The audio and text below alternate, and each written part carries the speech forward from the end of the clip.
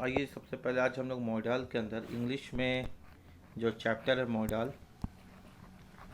उसमें आज हम लोग एक बहुत ही इम्पोर्टेंट चीज़ के बारे पढ़ने वाले हैं। वो मस्ट, MUST, मस्ट। आज हम लोग सीखेंगे कि मस्ट का उपयोग कहाँ कहाँ होता है और किस सिचुएशन में होता है। जैसा कि आपको पता है कि बुधवार को हम ऑफलाइन क्लासेस नहीं ले पाए थे, तो इंग्लिश का जो क्लासेस था आपसे वादा था कि मैं ऑनलाइन डाल दूंगा, तो आज मैं अपने वादा को आपके समक्ष पूरा कर रहा हूँ। तो मस्ट का यूज़ वहाँ पे होता है जहाँ पे हम लोग प्रेजेंट टेंस में उपयोग करते हैं, किसी चीज़ को निश्चित रूप से चाहिए होता है। तो यानी यदि मुझे किसी चीज़ को निश्चित रूप से चाहिए तो मैं उसके लिए मस्ट का प्रयोग करता हूँ। तो मस्ट का प्रयोग कहाँ पे होता है? अगर हमें कोई चीज़ निश्चित रूप से चाहिए, एकदम अनिवार्य है कि वो चाहिए ही चाहिए, निश्चित रूप से चाहिए, तो हम लोग मस्ट का प्रयोग करते हैं। ठीक है।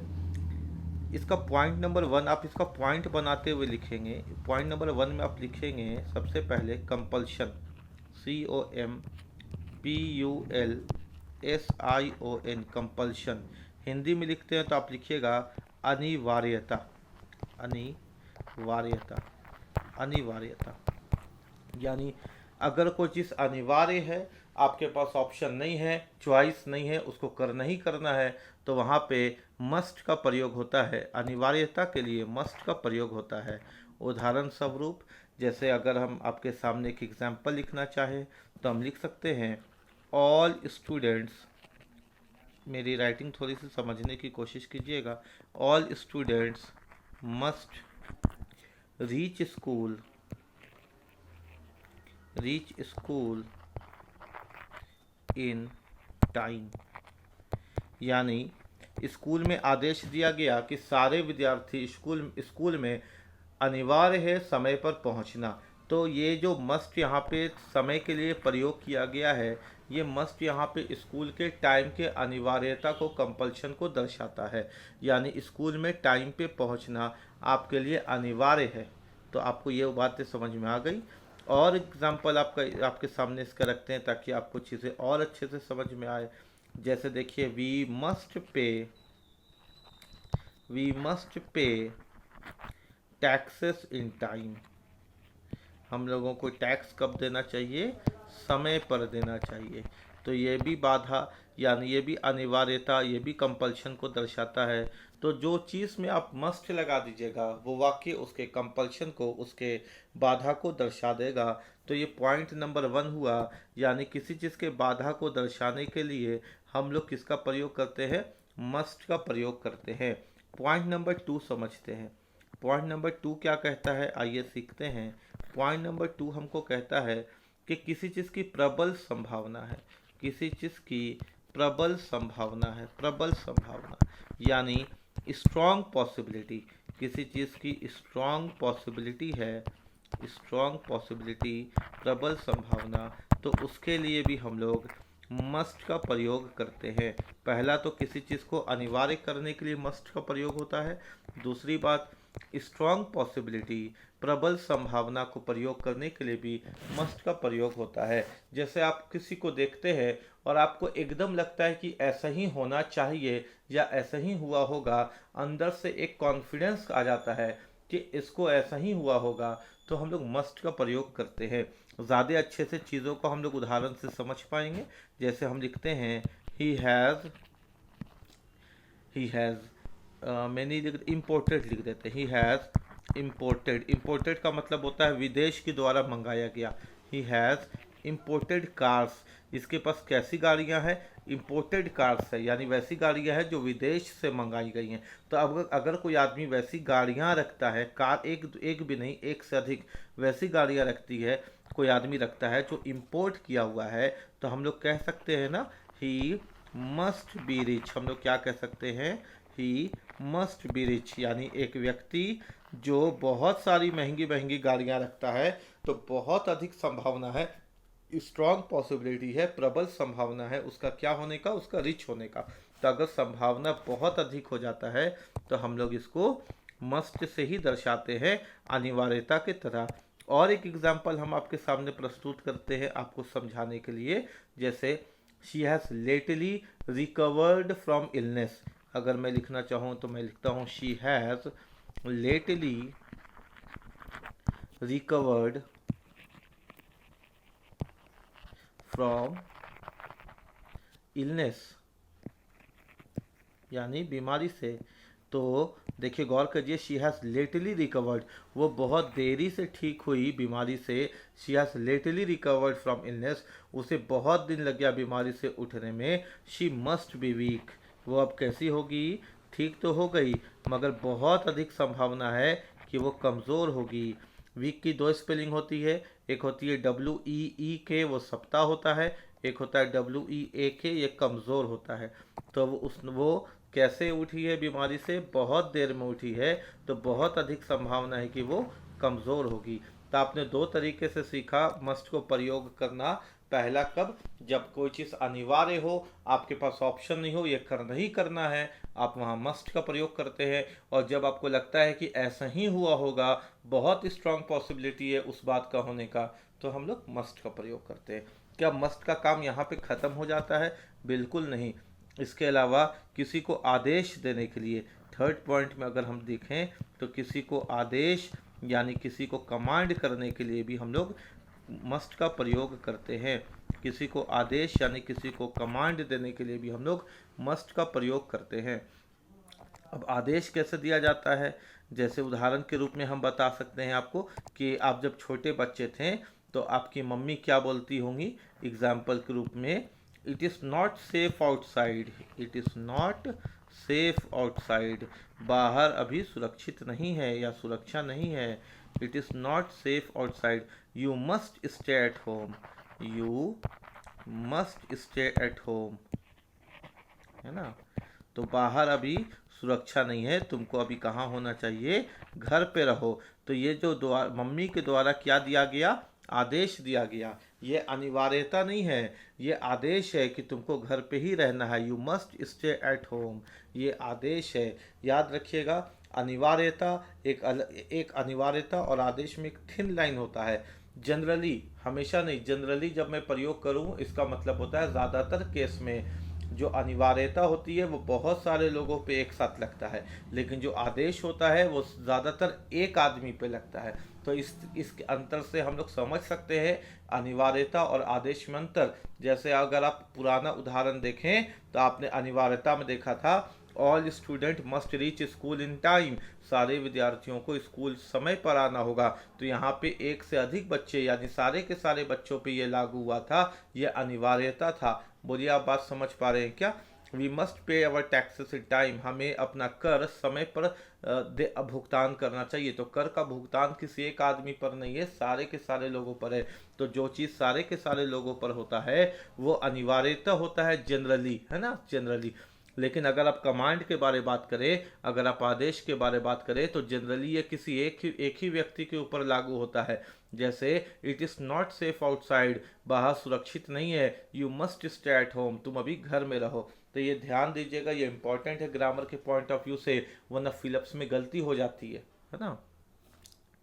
अच्छा, आगे के पॉइंट में हम लोग चलिए चलते हैं। क्या मस्ट का काम यही तीन है? बिल्कुल नहीं, मस्ट और कहाँ काम करता है? पॉइंट नंबर 4 देखिए, किसी चीज़ की आवश्यकता के लिए भी हम लोग मस्ट का प्रयोग करते हैं। किसके लिए? आवश्यकता के लिए भी हम लोग मस्ट का प्रयोग करते हैं, यानी नेसेसिटी के लिए, नेसेसिटी के लिए भी हम लोग मस्ट का ही प्रयोग करते हैं। जैसे कहाँ पे मस्ट का प्रयोग कर सकते हैं? आवश्यकता में। इसको भी हम लोग उदाहरण के रूप में समझते हैं। जैसे we must have oxygen to live, we must have oxygen to live, इसकी क्या है? आवश्यकता है, नेसेसिटी है। किसकी? ऑक्सीजन की, ताकि हम जीवित रह पाए। तो जीवित रहने के लिए किसकी आवश्यकता होती है? हमें ऑक्सीजन की आवश्यकता होती है। तो आवश्यकता के लिए भी हम लोग मस्ट का प्रयोग करते हैं। तो इतनी बातें आपने सीखा। इसके अलावा मस्ट का प्रयोग कहाँ होता है? देखिए पॉइंट नंबर 5, किसी को जब आप प्रबल सलाह देंगे, यूं ही सलाह नहीं देना है कि तुम लाल कपड़ा पहन लो या पीला कपड़ा पहन लो। किसी को अगर आप प्रबल सलाह देते हैं यानी स्ट्रॉन्ग एडवाइस, कैसा एडवाइस? स्ट्रॉन्ग एडवाइस, कि आपके एडवाइस लेने से उसके जीवन में भले थोड़े देर के लिए सही लेकिन बदलाव आ जाए, है ना, कोई असर आ जाए, कोई इफेक्ट हो जाए, उसको बोलते हैं प्रबल सलाह। तो किसी को प्रबल सलाह या स्ट्रॉन्ग एडवाइस देने के लिए भी हम लोग किसका प्रयोग करते हैं, तो हम लोग मस्ट का प्रयोग करते हैं। इसको भी हम लोग उदाहरण के तौर पे अच्छे से समझ सकते हैं। जैसे आप किसी को उदाहरण के रूप में बोलिएगा, you must wear green shoes, तो यहाँ पे मस्ट का प्रयोग करना गलत होगा कि तुमको हरे जूते पहनने चाहिए। मतलब आप क्यों किसी को ऐसा, ये स्ट्रॉन्ग एडवाइस नहीं होगा। मतलब अगर वो हरा जूता नहीं पहन करके पीला या काला जूता पहने तो उससे उसके जीवन में क्या असर पड़ सकता है, उसका ना तो अच्छा हो सकता है, ना तो बुरा हो सकता है, ना तो फायदा होगा, ना तो नुकसान होगा। तो ये एडवाइस तो है कि तुम हरा जूता पहन लो, तुम काला धागा बांध लो, तुम वाइट शर्ट पहन लो, ये एडवाइस तो है, मगर ऐसे एडवाइस से ना उसका कुछ भला हो सकता ना कुछ बुरा हो सकता। तो वैसे एडवाइस जब हम भला या बुरा नहीं कर पाते हैं तो वहाँ पे मस्ट का प्रयोग गलत हो जाता है। तो फिर इसके लिए सही उदाहरण क्या होगा, आप सीखिए। इसके लिए सही उदाहरण, एडवाइस का भी अपना एक क्वालिटी होता है ना, कि एडवाइस कोई किस तरह का दे रहा है। तो देखिए, you are getting late, you are getting late, तुम्हें देर हो रही है, you are getting late. You must hire taxi, you must hire, hire का मतलब होता है भाड़े में ले लेना, अ टैक्सी। जैसे आपने किसी को बोला, एडवाइस दे दिया कि तुमको लेट हो रहा है, तुम एक काम करो कि तुम टैक्सी हायर कर लो। हो सकता है कि वो आदमी कहीं इंटरव्यू के लिए जाता होगा या फिर कहीं जॉब के लिए जाता होगा। अब वो बस में धक्का खा के जाएगा या ट्रेन में जाएगा तो उसको टाइम लग जाएगा, बस या ट्रेन रुक रुक करके जाएगी तो उसको टाइम लग जाएगा। तो आप उसको एडवाइस देते हैं कि भले 100 रुपया ज़्यादा लगे तुम टैक्सी कर लो, तो हो सकता है आपकी इस एडवाइस से उसका जीवन बदल जाए। लेकिन इतना तो है कि उसके टाइमिंग में इफेक्ट पड़ रहा है, उसके जीवन में इफेक्ट पड़ रहा है इस एडवाइस से। तो यहाँ पे जो स्ट्रॉन्ग एडवाइस दिया गया वहाँ पे हम लोगों ने क्या प्रयोग किया, मस्ट, और यहाँ पे मस्ट लगाना सही होगा। अगर अभी भी आपको समझ में नहीं आया तो आइए किसी के और एग्जाम्पल देखते हैं इसके।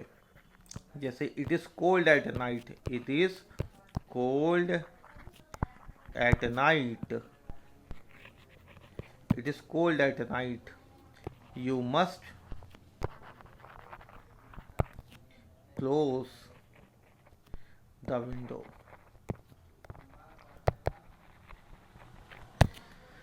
It is cold at night, रात में बहुत ठंड है, तुम क्या कर लो कि खिड़की को बंद कर लो। खिड़की को बंद नहीं करोगे तो इफेक्ट पड़ेगा, सर्दी हो सकती है, तबीयत खराब हो सकता है।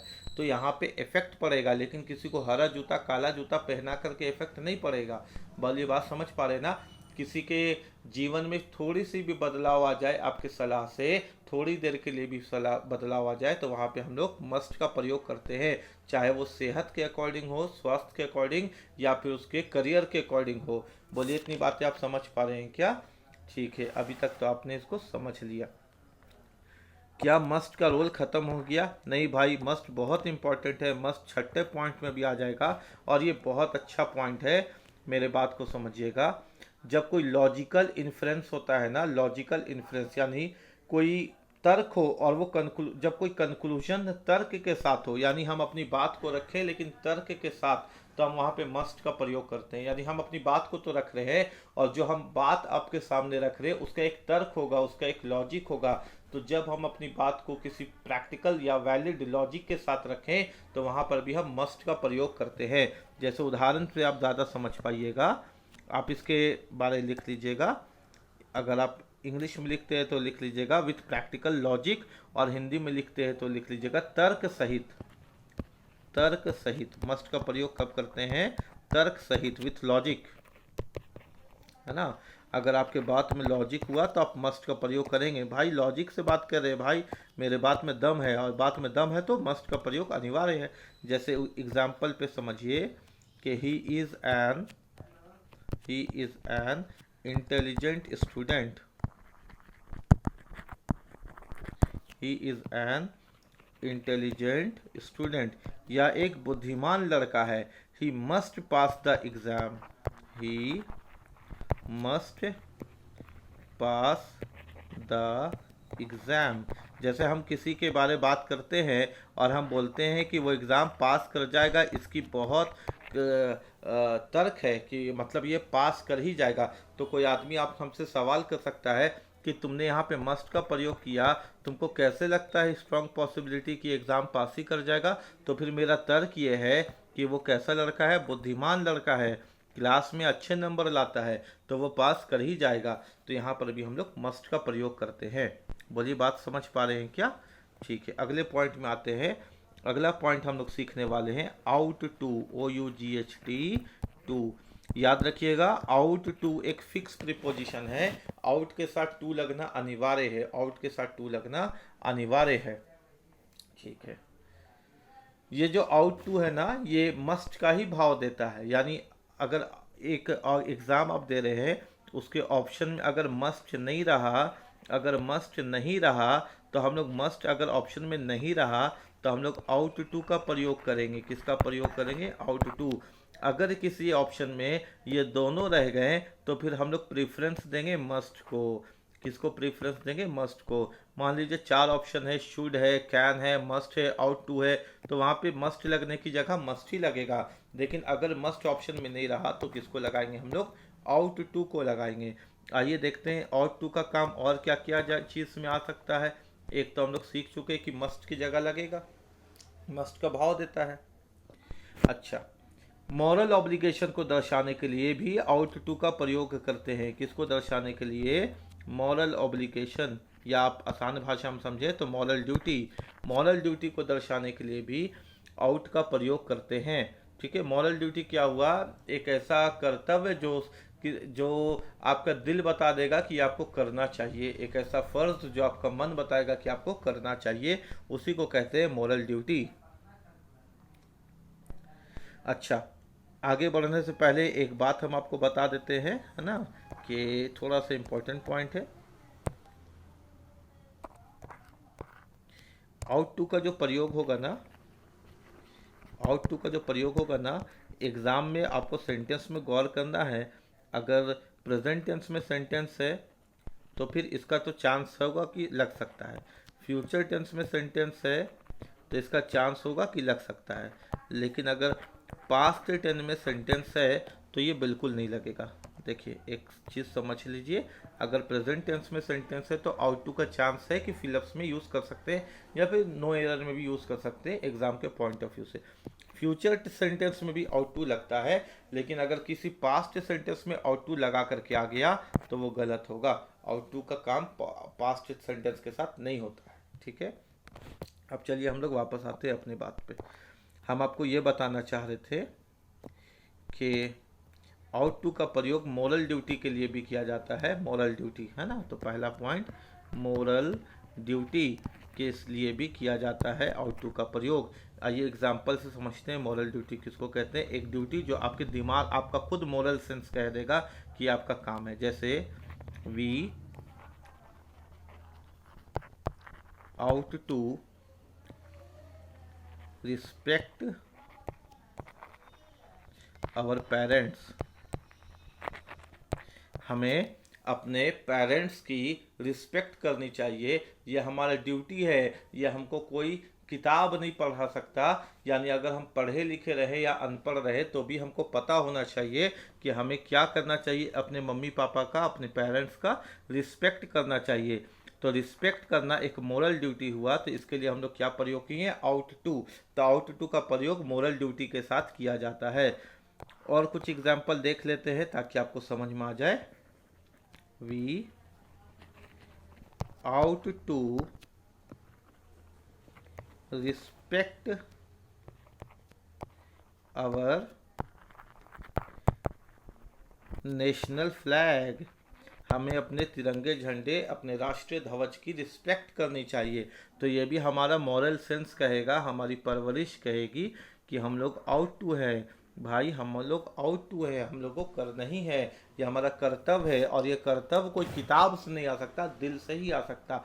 तो जो कर्तव्य आपके दिल से निकले, माँ बाप का सेवा करना, देश का सेवा करना, देश की इज्जत करना, राष्ट्र ध्वज की इज्जत करना, माँ बाप की इज्जत करना, ये सब जो दिल से ड्यूटी निकलता है ना, उसी को कहते हैं आउट टू का प्रयोग वहीं पर हो सकता है। बोलिए बात समझ में आ रही है क्या?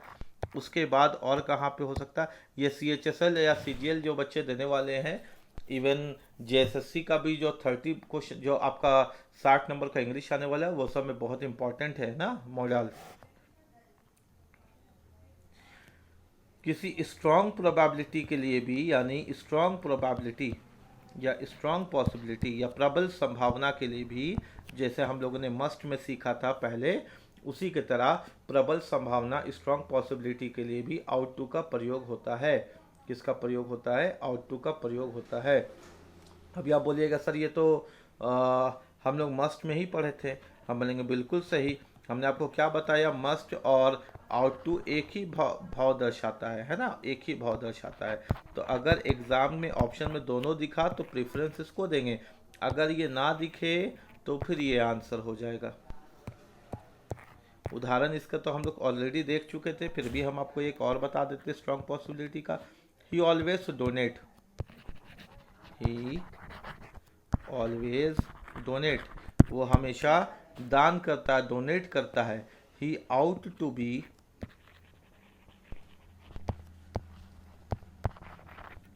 अ kind person, a kind person, है ना। वो चांस है, पॉसिबल है, पॉसिबिलिटी है, बहुत चांस है। कैसा होगा आदमी? दयालु आदमी होगा, क्योंकि यह हमेशा तो दान करते रहता है। तो दान करने के लिए भी हम लोग किसका प्रयोग करते हैं? सॉरी, हम लोग किसी भी स्ट्रांग पॉसिबिलिटी को दर्शाने के लिए किसका प्रयोग करते हैं? हम लोग प्रयोग करते हैं आउट टू का। बोलिए इतना बात आपको समझ में आया?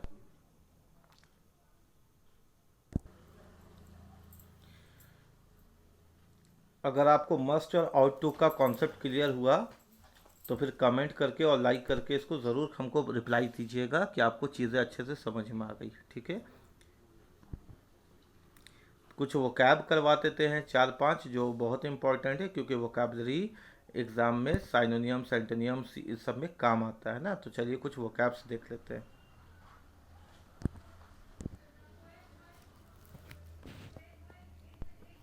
ए एंटिक्स, ANTICS, आपको पता है एंटिक्स का मतलब क्या है? एंटिक्स का मतलब क्या है? एक एंटिक्स का मतलब होता है प्राचीन कला की वस्तुएं, यानी बहुत पुराने ज़माना की वस्तु, लेकिन उसका स्पेलिंग ये नहीं होता है। वो एंटिक्स होता है ANTIQUES। इसका मतलब होता है ancient pieces of art, ancient pieces of art, यानी प्राचीन कला की वस्तुएं। लेकिन इस एंटिक्स का मतलब होता है, इस एंटिक्स का मतलब होता है tricks to make you laugh, tricks to make you laugh, यानी अगर कोई आपको एक ऐसी हरकत करता है जिसको देख करके आपको हंसी आ जाए तो उसको हम लोग एंटिक्स कहते हैं, ये वाला। लेकिन प्राचीन ज़माने की वस्तुओं के लिए जो एंटिक्स का प्रयोग करते हैं वो करते हैं हम लोग ये वाला। ठीक है, इसके अलावा अगर हम लोग कुछ और शब्द देखें तो हम लोग देख सकते हैं। एक होता है canon, canon, CANON, CANON, canon. इसका मतलब होता है रूल यानी नियम। कैनन का मतलब क्या होता है? रूल यानी नियम। और अगर एग्जाम में आपके CANNON दिखा कैनन, तो इसका मतलब होता है तोप। इसका मतलब क्या होता है? तोप, है ना, जो जंग में यूज़ किया जाता है। जंग में जो तोप यूज़ किया जाता है उसमें डबल N होता है कैनन, और सिंगल N वाला जो होता है वो होता है rule, canon rule. Canon double N वाला वो होता है तोप। ठीक है, उसी की तरह अगर हम लोग और कुछ सिमिलर वर्ड्स देख लें तो देखिए और क्या क्या वर्ड्स हम लोग सीख सकते हैं। और हम लोग 2 वर्ड्स अभी देख लेते हैं। एक होता है कैजुअल, CASUAL, कैजुअल। कैजुअल का मतलब होता है नॉट फॉर्मल, जो फॉर्मल नहीं है। अनौपचारिक, नॉट फॉर्मल, नॉट फॉर्मल, अनौपचारिक। अगर आप किसी चीज़ में इंटरेस्ट ज़्यादा नहीं लेते हैं तो नॉट इंटरेस्टेड इन एनीथिंग के लिए भी हम लोग कैजुअल का प्रयोग कर सकते हैं। जैसे बात लीजिए, मान लीजिए आपको ये फिल्म कैसी लगी और आपको फिल्म उतनी इंटरेस्टेड नहीं लगी, तो आप कह सकते हैं कैजुअल लगी। कैजुअल का मतलब होता है कोई चीज़ ज़्यादा इंटरेस्टेड नहीं लगना या ज़्यादा फॉर्मल नहीं होना, है ना। और एक इसी को थोड़ा सा शब्द को चेंज कर दें तो बनता है कॉजल, CAUSAL, कॉजल। इसका मतलब होता है कारण। जो काउस का मतलब होता है क्यों हुआ, इसका मतलब होता है कारण, किसके कारण हुआ, है ना। तो जो कारण बनता है, या आप इसको कारक समझ सकते हैं, कारक, है ना। जो कारण बनता है, कारक, उसके लिए हम लोग कौशल का प्रयोग करते हैं। उम्मीद है कि आपको यहाँ तक समझ में आया होगा। आप इसको अच्छे से कॉपी में नोट बना करके लिखेंगे ताकि एग्ज़ाम में इसका फ़ायदा मिल पाए।